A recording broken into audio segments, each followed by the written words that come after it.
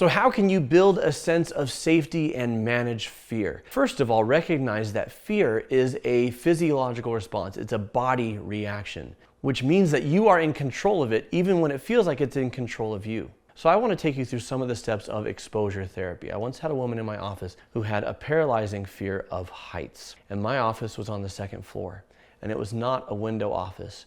But she would get to this clinic where I used to work, and she would stand at the elevator and just be terrified of, she'd just stand there and stare at the elevator for several minutes. Am I going to get on? Because if I get on, I'm putting my safety in the hands of the elevator that could plummet and kill me at any second. Granted, she was only going up one floor. Or, because that didn't usually work for her, what ended up happening is she started showing up a half an hour early to her therapy session so she could spend that half an hour taking the stairs up one story. One flight of stairs. She actually preferred being on the stairs even though she was afraid she could slip and tumble, because once she got up to the waiting room and sat in the chair, if I wasn't out immediately, she had to sit with the knowledge that she was on the second story. This came from a childhood trauma where she and a family member were up high and they almost fell, is where she traces it back to. She came to my office for the first session and she was having a hard time breathing, not because she'd done the stairs, because she was panicking. And we got her in my office. And, I'm like, tell me what's going on for you. And she's like, and she points out my little plastic, like one sheet window across the hall, out a window where you could see that we were on the second floor. And I said, would you feel better if I closed the blinds? And she said, yes. So I closed the blinds, and she was still panicking, but she was starting to manage it a little better. And I said, I want you to close your eyes, and I just want you to breathe with me, right? And we did a variation of what Alicia calls box breathing, right? So in for 5, hold. Out for 5, hold, right? And you do that over and over and over again. It's a simple strategy, but it's very powerful. It slows down your heart rate, increases blood flow and oxygen to the brain, so it calms you and also helps you to think more clearly. So she self-soothed, and I had her practice that she was going to do that anytime she felt triggered, anytime she felt afraid, anytime she felt like she couldn't function the way she wanted to because of this fear, of this phobia. So we started with the breathing, and that whole session, we literally spent almost the entire hour just working on the breathing, right? And it took almost the entire hour to bring her down. And I said, next time you get here and you have to come up to the second floor, I want you to use this skill to get up the stairs. And she did, and it was still hard, but it was a little bit easier. She gets into my office and she starts talking about her fears that she could fall, that the floor could cave in and she could fall a story and get smashed and get broken in the fall, right? And so I had her confront, okay, well, how often do you hear of second story, office buildings just collapsing and people dying within them? She goes, in our country? I said, yeah. She says, almost never. I'm like, okay. And how much danger are you actually in? She says, well, I guess I'm okay in your office, but when I get out, I have to walk, and I can see we're on the second floor. And we start to challenge tripping. Like, what would it take for you to fall through the window? She'd have to trip. Well, there's a table there and a printer. So she'd have to trip, roll over the table and printer, get her foot stuck in the trash can, and then fall headfirst into the glass. So basically, she'd have to do parkour from the hallway to the window just to get to the window. And I said, well, is that glass just gonna break? Is it sugar glass from the movie? She says, no, I'd just bounce right off it. I'm like, okay. She says, I know it's irrational, I know, but when I see it, I feel fear. And I said, listen, I get it. Because I had a fear of spiders. I had terrible arachnophobia until I was in my mid-20s.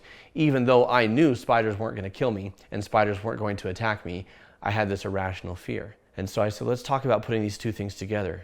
You self-soothe, and then you assess for safety. How safe am I really? Not what's everything that could go wrong, but really, what are the actual risks? And she had to admit that the actual risks were minimal. And so we started to do these exercises where I would help her to soothe, and then I would present to her a story that once she was soothed, I would talk to her about something that's triggering. Like, imagine that you're rock climbing, imagine that you're on a hike, and she could feel her heart pounding, and she could feel herself breathing, and I'd say, breathe through it, breathe through it, breathe through it. Okay, how safe are you right now? No, not in the story, right now, where you are. Well, I'm actually safe, I'm in your office, you're just telling me a story, right? So, self-soothe, assess for safety. If you're safe, then live in that space. And if you're not, okay, what's my plan to get safe? What am I going to do to make my environment safe? Suffice to say, we did baby steps, but we had a therapy session in the hallway. There was no one else around, but in the hallway by the window on the second story looking down. And she self-soothed, and we talked about assessing for safety. How safe are you? I'm pretty safe. What do you need to do to feel safer? I'd like to scoot a little bit away from the window. Okay. And we ended up doing our last therapy session, I kid you not, up on the 3rd floor, outdoor patio, basically the roof, where people would do lunch. Like there's handrails and stuff, but it was on the roof and it was a big deal for her. Why am I telling you this? Because this is part of your process. You can bring your heart rate down. You can increase blood flow and oxygen to the brain. And you need to do that first before trying to do anything else, unless it's an actual like high threat situation. Don't just sit there and breathe, like get out of there. But otherwise, assess for safety. If you're safe, live in that, sit with it. Embrace it. And if you're not, okay, what steps am I going to take to get safe? As she found, it was helpful to talk through this with someone that she trusted. Now, I was a counselor. Maybe that's what you need. Maybe it's a trusted friend. Another thing is to limit what you watch on movies, TV, and social media. I mean, I enjoy a good scare as much as the next person. And there can be something therapeutic about confronting what you're afraid of vicariously, because this is a story that's not your life, and so you're facing it. But are these stories about triumph over fear? Or are they stories just designed to feed that fear? Be mindful. I can't tell you how many people have been through terrible, traumatic, life-threatening experiences, and then they watch horror movies. And sometimes the horror movies come fairly close to duplicating those experiences. And I say, why would you do that? And they say, I don't know. Go ahead and stick with Pixar, right? Stay in your lane, it's all good. Create a physical space for you to feel calm and safe. Is that your room? Is that your apartment? Is it your home? Is it your car? Is it your library? You know, where is this space? It might be, for some people, it might be a very private place. For others, it's a very public place. We feel safer in public because we're surrounded by people. What is your safe space? The last step is to release the beliefs that are no longer serving you and make room for the new reality, right? Make room for the reality that you wish to create. The fact is, none of us is completely safe all the time. Anything could happen at any time. And that could be a terrifying thing, or we can live with the law of probabilities. The reason I'm not scared of sharks in the ocean anymore, even though sharks are predators, is I realized that sharks are in the ocean all the time.